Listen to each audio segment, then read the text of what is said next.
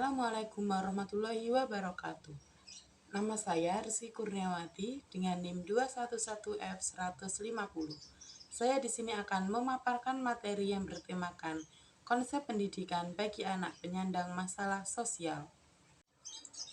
Saya akan menjelaskan yang pertama yaitu pengertian masalah sosial. Pengertian permasalahan sosial secara umum yaitu ketidaksesuaian unsur-unsur kebudayaan atau masyarakat yang mengkhawatirkan atau yang membahayakan suatu kelompok sosial. Adapun permasalahan sosial terhadap kehidupan dalam bermasyarakat.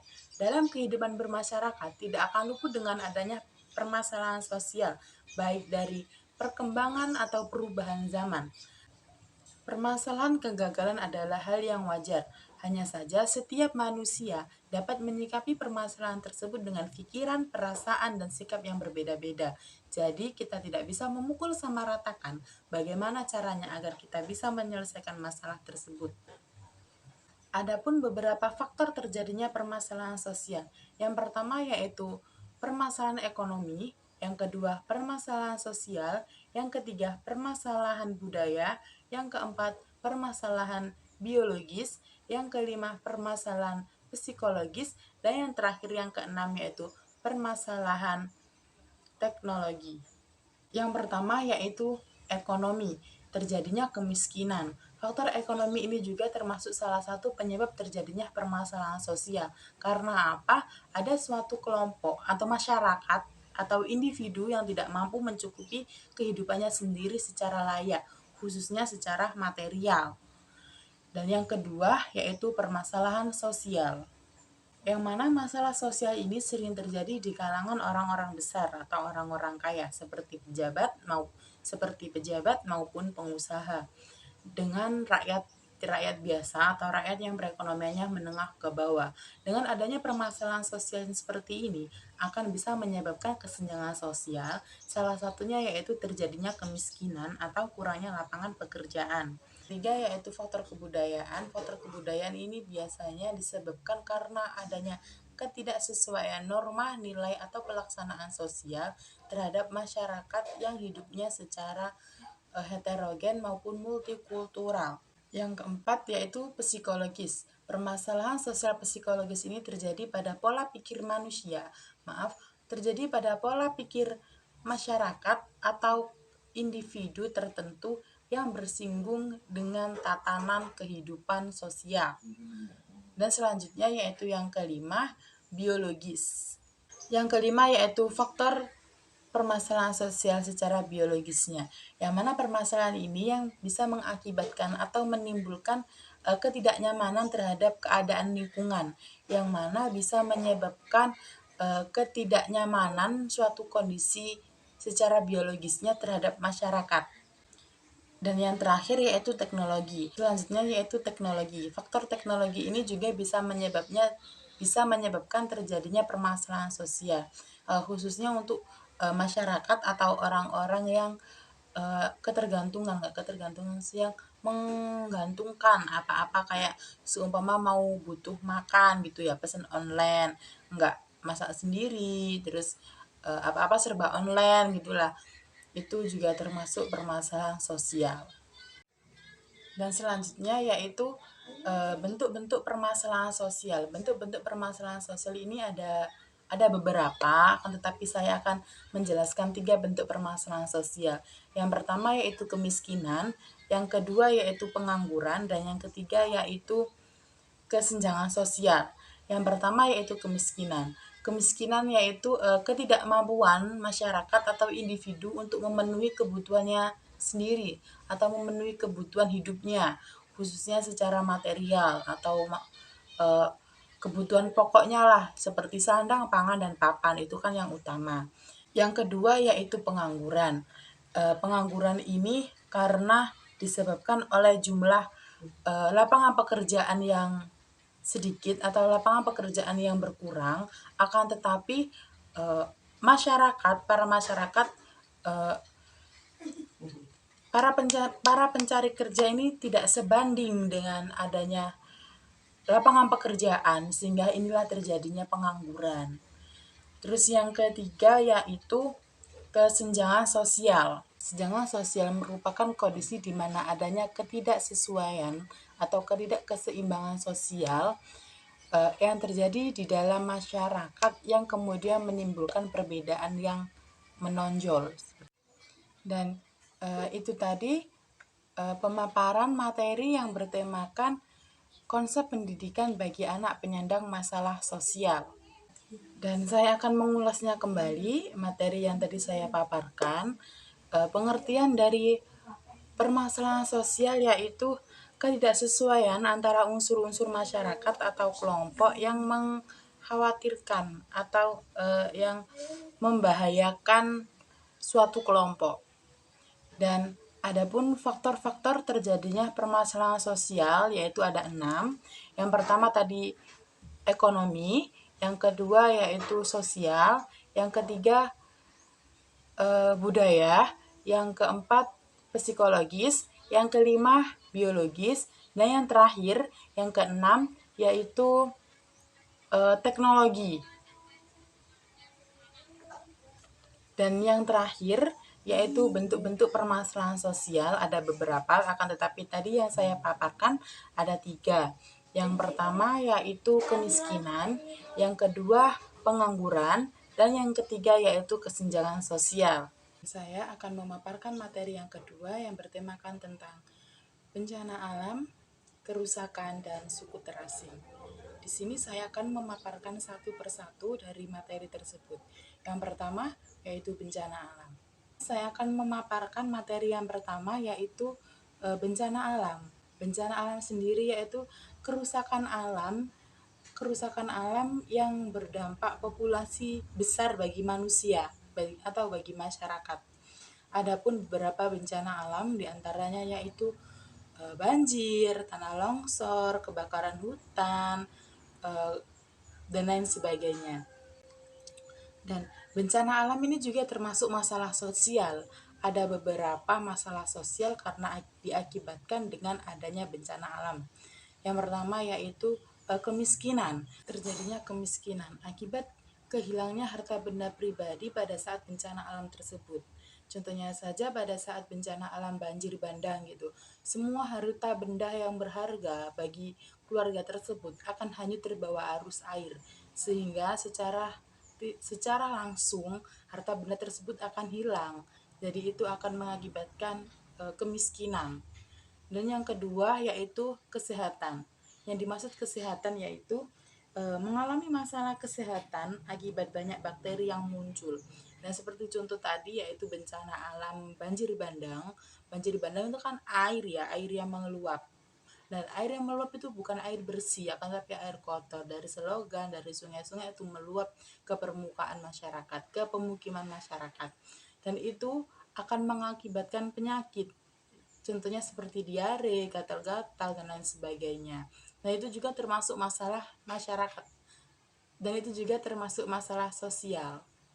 Dan masalah sosial yang terakhir yang akan saya bahas yaitu seorang anak tidak dapat melaksanakan pembelajaran secara maksimal atau menuntut ilmu secara maksimal. Karena apa? Terjadinya bencana alam tersebut, anak akan mengalami hambatan. Bukan anaknya saja, akan tetapi semua masyarakat, semua guru akan mengalami hambatan karena terjadinya bencana alam tersebut. Jadi untuk sementara proses KBM, kegiatan belajar mengajar itu akan diberhentikan sehingga akan terjadinya ketidakmaksimalan dalam KBM tersebut. Dan selanjutnya yaitu kerusakan.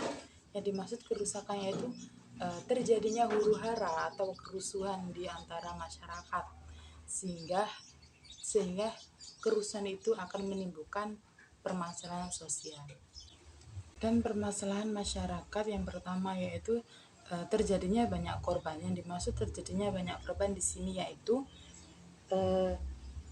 di suatu daerah tertentu yang melibatkan masyarakat atau suatu suku atau golongan suku yang merasa tidak nyaman karena terjadinya banyak korban.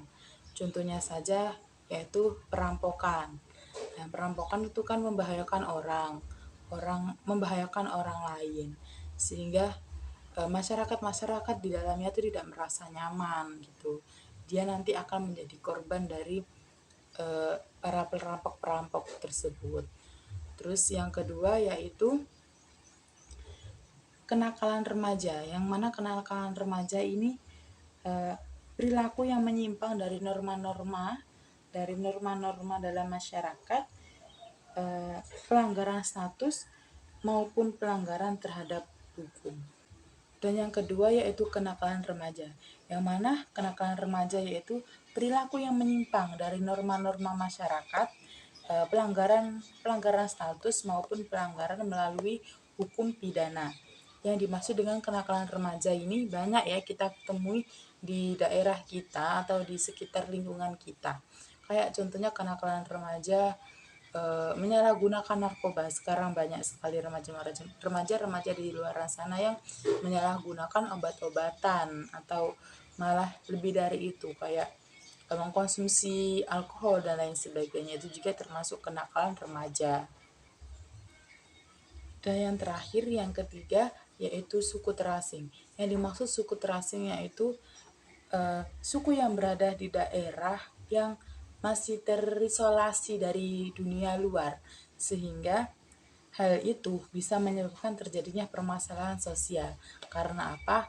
Kayak seumpama gini, suku terasing kan kayak di pedalaman gitu, masih belum bisa menerima norma-norma dari dunia luar atau dari wilayah luar. Kayak contohnya pemerintah membuat peraturan gitu yang harus diterapkan di seluruh pelosok-pelosok daerah-daerah gitu. Dan daerah yang terasing ini kan masih minim pengetahuan gitu.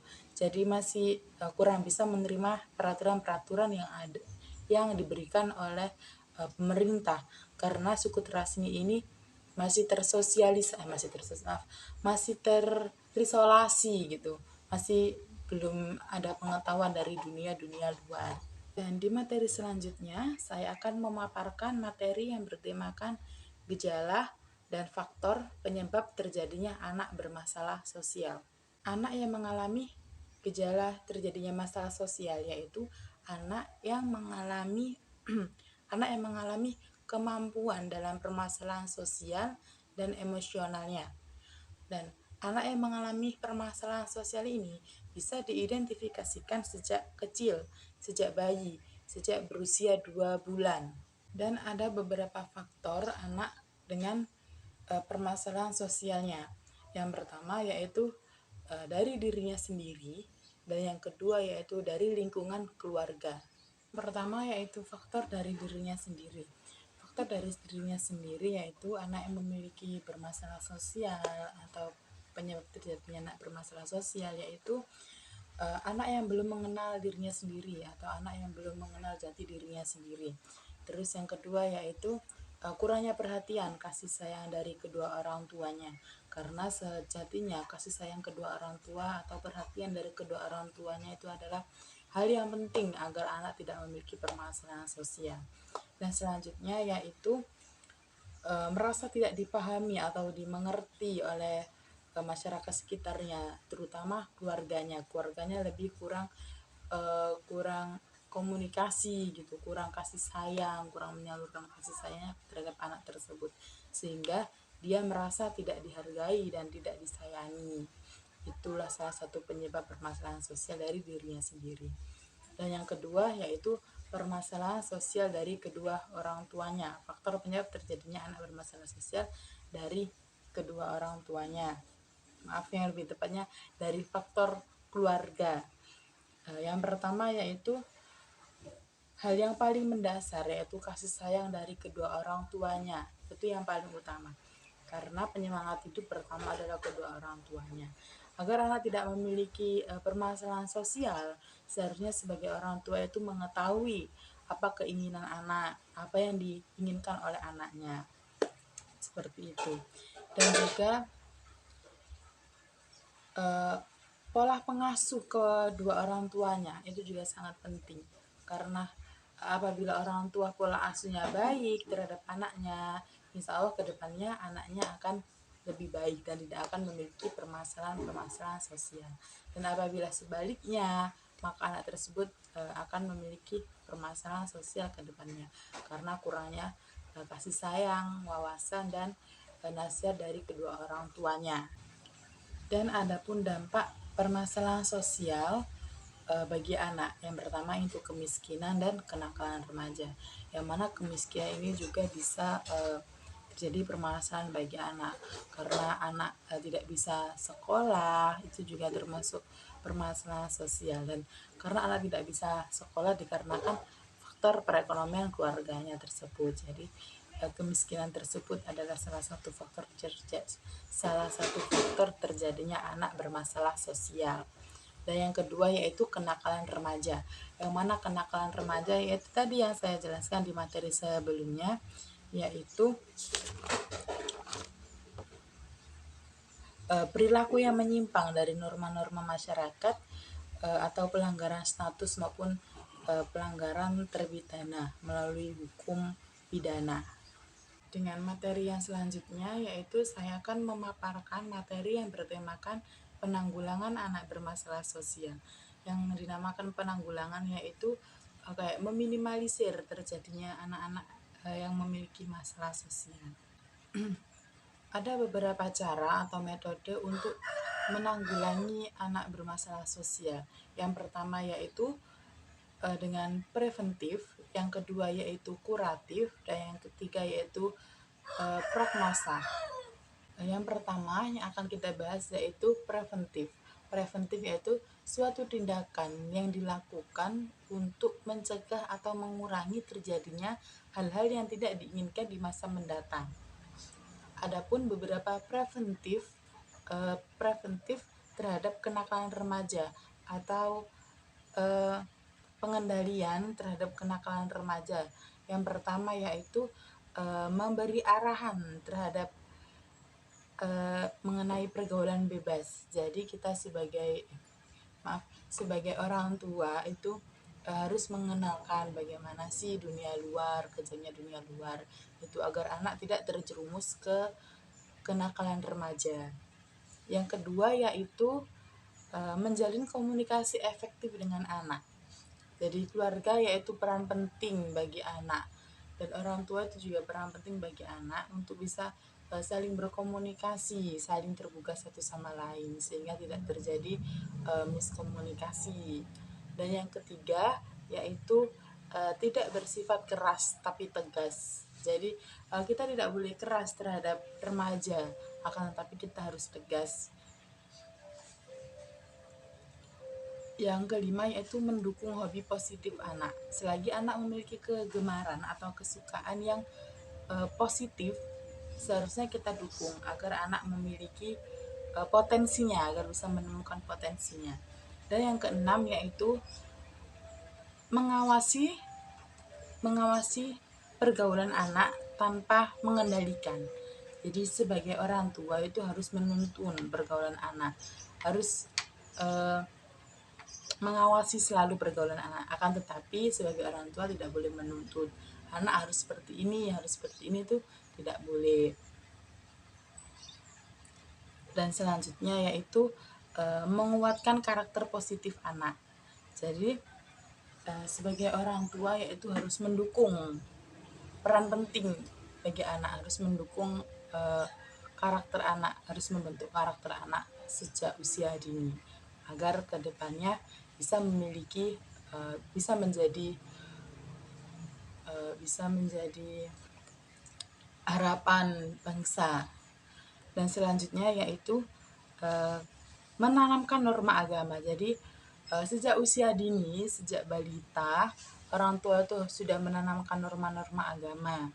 Gimana, seperti apa, di agama itu seperti apa, larangannya seperti apa. Harus tahu agar anak tidak terjerumus dalam hal-hal yang menyesatkan. Dan yang kedua yaitu kuratif. Kuratif sendiri itu memiliki arti penyembuhan. Yang dimaksud di sini yaitu kuratif kesehatan. Kuratif kesehatan yaitu suatu upaya kesehatan yang dilakukan untuk mencegah penyakit lebih parah dengan menggunakan obat-obatan. Dan ada beberapa kuratif terhadap kenakalan remaja atau ada beberapa pengobatan terhadap kenakalan remaja. Yang pertama yaitu rehabilitasi terhadap remaja penyalahgunaan narkoba. Yang dimaksud di sini yaitu remaja yang mengkonsumsi narkoba atau menyalahgunakan obat-obatan. Yang dimaksud rehabilitasi narkoba yaitu memulihkan pengguna narkoba agar tidak menggunakan mengkonsumsi narkoba lagi. Jadi seperti itu rehabilitasi itu. Cara memulihkan agar pengguna tidak kecanduan lagi. Akan tetapi merehabilitasi seorang pecandu itu sulit, apalagi pecandunya itu sudah sekian tahun mengkonsumsi. Yang kedua yaitu membawa remaja ke psikolog agar konsultasi dengan masalah yang dialaminya. Jadi seorang remaja tadi itu pergi ke psikiater menceritakan apa yang sedang dialaminya, kesulitan apa, kesusahan apa gitu, menceritakan ke psikiaternya agar mendapatkan jalan solusi agar bisa memecahkan suatu masalah yang sedang dialaminya tersebut. Jadi seorang yang pergi ke psikiater itu bukan orang yang memiliki gangguan kejiwaan saja ya, kan, tetapi seperti kita kalau memiliki masalah yang tidak bisa kita pecahkan dengan sendirinya, butuh bantuan dari orang lain, kita bisa pergi ke psikolog untuk menceritakan suatu masalah yang kita alami, terus nanti kita dapat solusi bagaimana cara memecahkan masalah tersebut. Dan yang ketiga yaitu memberi sanksi atau hukuman kepada remaja ketika melanggar aturan di sekolah, keluarga, baik dari lingkungan masyarakat untuk memberi efek jera. Ya, memberikan sanksi ini yaitu memberikan hukuman terhadap remaja apabila melakukan kesalahan, seperti contohnya saja di sekolah. Apabila remaja tersebut melakukan kesalahan di sekolah, berbuat kesalahan kayak bertengkar sesama temannya, itu harus mendapatkan sanksi agar apa? Agar bisa agar dapat efek jerahnya, agar dia tuh merasa kapok, seperti itu ya bahasanya. Terus seperti lagi tuh di lingkungan masyarakat, kayak apa ya, contoh di lingkungan masyarakat itu seperti tawuran gitu, itu juga termasuk pelanggaran ya, yang harus diberikan sanksi. Entah itu sanksinya seperti apa, nanti itu pihak yang berwajib memang memberikan sanksi tersebut. Dan yang selanjutnya yaitu prognosa. Prognosa yaitu prediksi kemungkinan yang akan terjadi di kedepannya, di masa depannya, yang bisa dilihat dari beberapa aspek, yaitu bisa dilihat dari aspek keilmuannya atau kebiasaan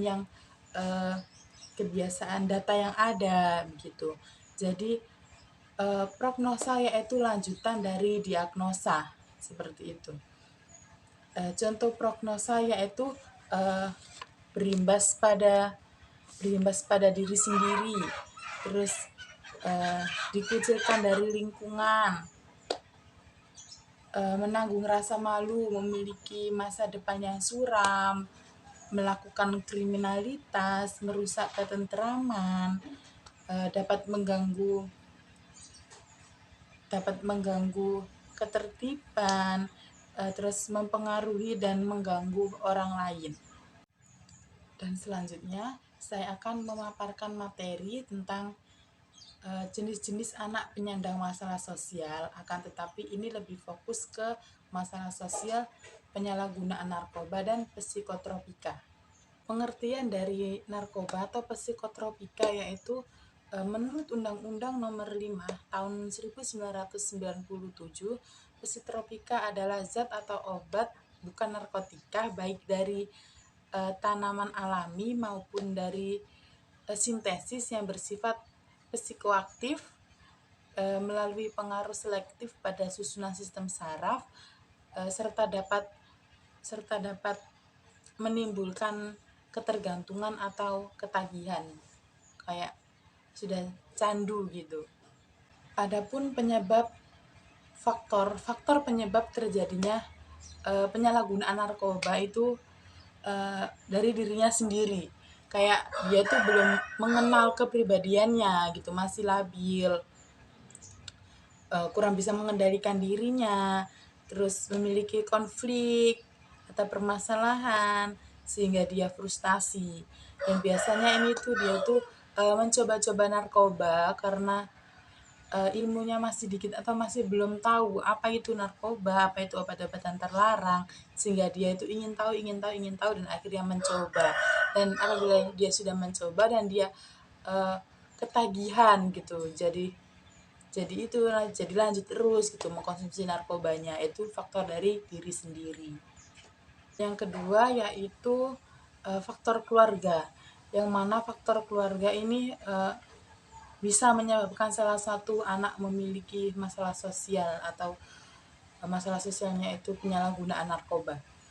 Uh, ini kembali lagi ke peran aktif orang tua yang biasanya sibuk sehingga tidak memiliki waktu untuk mengobrol atau berkomunikasi dengan anaknya, sehingga tidak memiliki waktu untuk mengontrol anggota keluarganya. Anak yang kurang perhatian dengan orang tua cenderung mencari perhatian dari luar biasanya mereka mencari kesibukan atau mencari kebahagiaan dengan teman-temannya yang lain.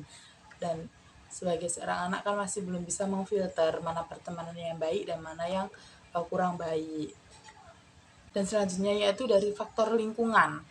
Dan faktor lingkungan ini tuh juga mempengaruhi anak memiliki masalah sosial mengenai penyalahgunaan narkoba. Pengaruh teman sebaya yang paling sering itu pengaruh teman sebaya atau kelompok juga berperan penting terhadap penggunaan narkoba. Yang maksudnya itu geng, seperti geng gitu ya, kelompok yang menyalahgunakan narkoba seperti itu. Terus selanjutnya yaitu faktor masyarakat dan komunitas sosial. Terus yang terakhir yaitu faktor populasi yang rentan. Penyebab penyalahgunaan narkoba dan psikotropika. Yang pertama yaitu penyebab dari diri sendiri, ketidakmampuan menjaga diri, kurang percaya diri gitu. Itu juga bisa menyebabkan faktor penyalahgunaan narkoba dan psikotropika. Yang kedua yaitu penyebab yang bersumber dari keluarga, yang berperan penting yaitu kedua orang tuanya. Tidak mendapatkan perhatian dari kedua orang tuanya, terus kurangnya komunikasi antara anak dan orang tuanya, itu bisa juga menyebabkan konflik, permasalahan sosial, penyalahgunaan narkoba dan psikotropika seperti itu. Jadi pemeran orang tua atau keluarga tuh yang berperan aktif dalam menjaga anak-anaknya seperti itu, menjaga keluarganya. Dan yang ketiga yaitu penyebab dari teman atau lingkungan sekitar. Itu juga sangat berpengaruh besar bagi remaja, karena masa-masa remaja itu kan masa labilnya anak, masih belum bisa memfilter mana pergaulan yang baik dan mana pergaulan yang kurang baik gitu, sehingga butuh pengawasan dari orang tua. Meskipun orang tua itu mengawasi, tapi tidak boleh mengatur, kamu harus gini, itu juga tidak boleh. Jadi orang tua itu hanya mengasih tahu gitu, gini yang baik itu seperti ini, yang buruk seperti ini, jangan dilakukan seperti itu. Terus yang selanjutnya yaitu penyebab dari lingkungan masyarakat yang acuh tak acuh atau yang tak peduli dengan adanya permasalahan seperti itu. Itu juga termasuk salah satu masalah sosial yang bisa menyebabkan penyalahgunaan narkoba dan psikotropika, karena di masyarakat tersebut tidak saling mengingatkan akan bahayanya dan berdampak sangat buruk bagi kesehatan kedepannya mengenai penyalahgunaan narkoba dan psikotropika seperti itu. Dan saya akan mengulas kembali materi yang sudah saya sampaikan sebelumnya, mulai materi yang pertama sampai materi yang terakhir. Yang pertama tadi yaitu konsep pendidikan bagi anak penyandang masalah sosial. Dan kemudian permasalahan sosial secara umum yaitu ketidaksesuaian unsur-unsur kebudayaan atau masyarakat yang menyebabkan atau yang membahayakan suatu kelompok sosial. Adapun beberapa faktor terjadinya permasalahan sosial. Yang pertama yaitu dari faktor perekonomian, yang kedua yaitu dari faktor kebudayaan, dari faktor sosial, dari faktor psikologis, biologis, dan yang terakhir yaitu dari faktor teknologi. Yang kedua yaitu bencana alam, kerusuhan, dan suku terasing. Yang mana bencana alam ini suatu musibah yang terjadi di muka bumi yang bisa disebabkan dari faktor manusia maupun faktor alamnya sendiri. Contohnya contoh dari korban bencana alam yaitu contoh dari bencana alam yaitu bisa berupa banjir, tanah longsor, kebakaran hutan, gunung meletus, dan lain-lain sebagainya, masih banyak lagi. Terus yang kerusuhan yaitu suatu kondisi di mana di suatu kondisi atau kelompok perkumpulan yang ada huru-hara atau kerusuhan yang bisa menyebabkan terjadinya permasalahan sosial, itu disebut dengan kerusuhan. Yang selanjutnya yaitu suku terasing. Yang suku terasing yaitu suatu suku atau daerah yang masih berada di pedalaman, yang masih belum mengetahui, yang masih terisolasi sendiri, masih belum mengetahui dengan adanya dunia luar, seperti itu. Dan selanjutnya yaitu gejala faktor penyebab anak bermasalah sosial. Gejala anak bermasalah sosial itu yaitu seorang anak yang memiliki masalah dengan kemampuan sosial emosionalnya bisa dilihat dari beberapa tanda, bisa dilihat dari bisa diidentifikasi seorang anak yang memiliki penyakit penyebab terjadinya masalah sosial itu bisa diidentifikasi sejak kecil, sejak bayi berusia 2 bulan. Dan selanjutnya yaitu faktor penyebab anak bermasalah sosial, itu bisa dari dirinya sendiri dan bisa dari faktor keluarga juga. Dan dampak anak bermasalah sosial yaitu kemiskinan dan kenakalan remaja. Solusi anak bermasalah sosial yaitu mencari akar penyebabnya. Dan yang kedua, membuat anak merasa nyaman. Yang ketiga, membantu anak mengatasi kecemasan. Yang keempat, mengalihkan anak dengan kegiatan lain. Dan yang kelima, yaitu melakukan hal yang membuat anak senang, tenang, merasa nyaman.